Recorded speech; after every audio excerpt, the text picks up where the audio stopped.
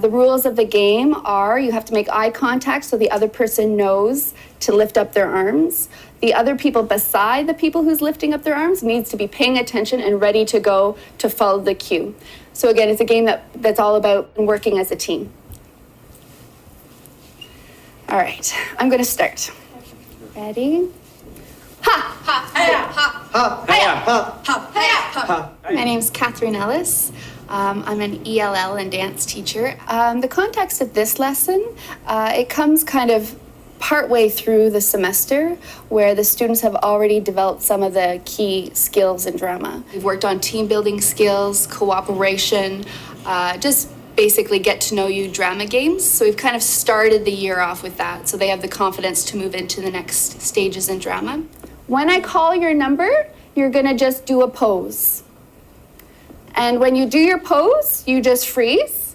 So say I call number one freezes in a pose. When I call number twos, you fill in the gaps, right? This is called filling in the gap. So we're not thinking about stories, we're not thinking about emotions, you're just doing movements with your body. Okay? So spread out, find your own space in the room. The purpose of this activity is just to get them moving around the space, getting used to creating frozen moments in time, which is very important in drama, and just getting them working together to create images and pictures. Number ones, you can freeze. Number ones, freeze. Number twos and threes, keep moving. Number twos, join a pose. And number threes, join somebody. I like when it's like the scene is silly. I like work with the group. Don't be shy when I work with each other. Like if we do for same thing, I'm not gonna be silly. I'm not gonna be not shy. So scary. Yeah, not so scary when you're in the group. It's better when you have more person near you. So for this activity, we're looking at the elements of movement, which is time, space, energy, body, and relationship. So we use magazines, books, pictures to illustrate in a creative way the different elements of movement. And each day was spent focusing on a new element, just to kind of build their repertoire of vocabulary, but also the whole notion of movement and what it means to move in a meaningful way on the stage. Good. What are some relationships we see here? About drama, dancing. Emotion. That was a really good, because we have this, there's emotion. So he's having a relationship with himself, right? Like, so he's feeling something about himself. And there's another one, right? Friendship, maybe, happiness. So those are all ways of using emotion to show relationships as well. Good. The anchor charts are really useful, even after we create them, to keep up in the classroom to refer to throughout the rest of the course, just as we did today. So we made the posters, thought about that terminology, and we could draw back to them for an activity such as today, where we're reviewing the concepts, reviewing the importance of them. Also, because they're both visual and they're written words as well, they can serve as an inspiration for more student work. So for example, the energy poster has a picture of a weightlifter doing something. So that could be an example that they could use in another assignment if it's posted throughout the room. So it serves as both reinforcement of the language, of the literacy connections between the words on the page and how they translate into a drama class, and also just as references for more artistic inspiration. Okay guys, for the next step, what we're gonna do is each group gets to share what they thought. Share your ideas and maybe just 2 or 3 sentences about your element and how it relates to drama. So we're gonna start with this group. Lena, do you mind talking about your element? So we're talking about time. Time is so important in drama because we need time to know where we have to talk, and we need time for freezing. We need to know which time we have to freeze, and it's so important for drama to know the time. Okay, so in your group, choose 8 words. When you've chosen your words, then you're going to do 8 actions. And you're going to perform the actions all together at the same time.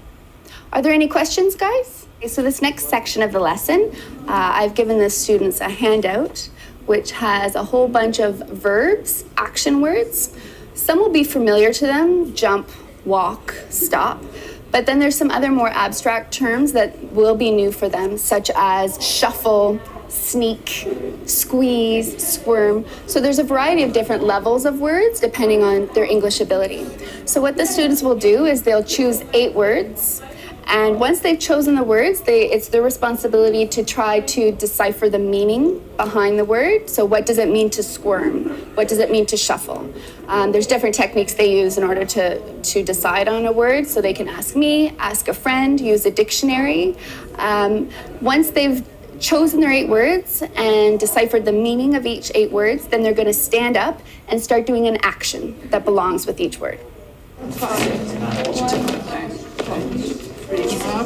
So for my English language learners, literacy develop is primary goal in almost every single course they take.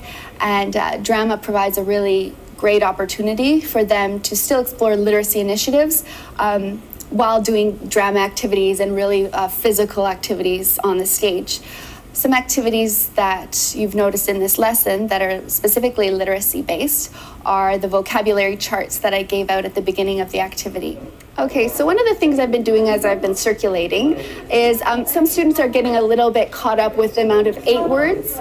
So part of when you're doing assessment for learning, one thing that I tend to do is break up a larger task into even smaller tasks. So the 8 words was getting one group really kind of befuddled and they couldn't figure out what to do. So what I did is just, okay, let's just focus on your first 4 words. So taking a somewhat larger task and making it a bit smaller, more manageable. From there, then they can move on to the next set of words.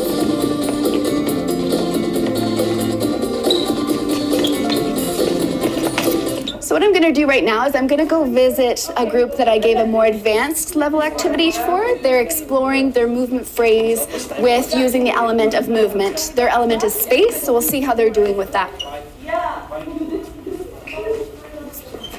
You have the space. Awesome. Okay, so let's start again. So show me kind of what you've done with... You can if you want to. Yep. So whenever it comes time to show it, we'll use the whole stage. Good. But just show me here what you've done. Okay. 1, 2.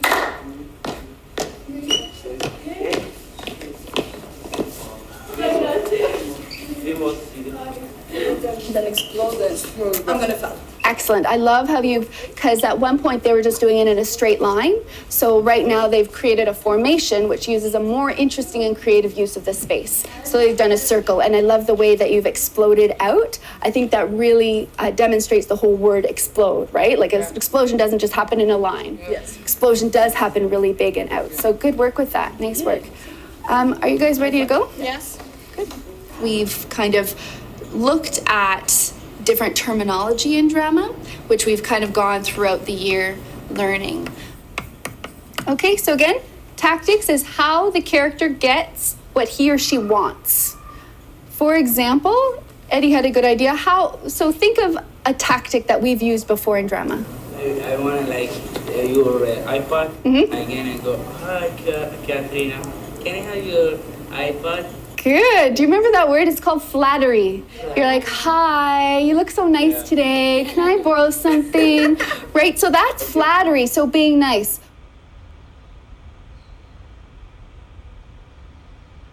So throughout this lesson, the focus is essentially on assessment for learning. It's a workshop where it's really focused on the process of learning these dramatic techniques, not necessarily evaluating the dramatic techniques. Some different strategies that I use to accentuate the whole idea of assessment for learning.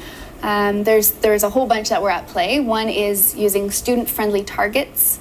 That is, giving students goals that are achievable, attainable, and that they feel they can be successful in a reasonably short amount of time. So they feel success early on rather than struggling to kind of achieve something that's really seems like a far distance away.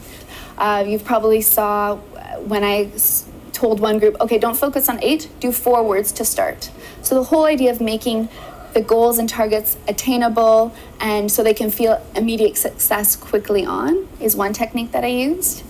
I think one key thing that kept coming up in this lesson was the notion of feedback and revision. And I think for me as an instructor, I think that's very important to understand, to read student either formally with formal feedback in terms of the exit cards or just getting students reflections on what works, what doesn't work. And then adjusting my lesson every day based on feedback from the students is really, really important. I think as teachers, sometimes we hesitate to kind of put ourselves up there in that not being evaluated, but also getting feedback from students. But I think it has to go both ways. And you need to trust that your students will be honest with you and help you to become better at what you are doing as well. I learn every day, especially from my English language learners. I think I myself am very fortunate with the life that I've had and my experiences, especially in education. So it's caused me to really take a look at them and see them as heroes, really, to me, because they're going through probably the hardest time in their lives, and they're willing to come here, take risks with me, have fun with me, and really give me everything that they have. And I think that really inspires me to do the same to them.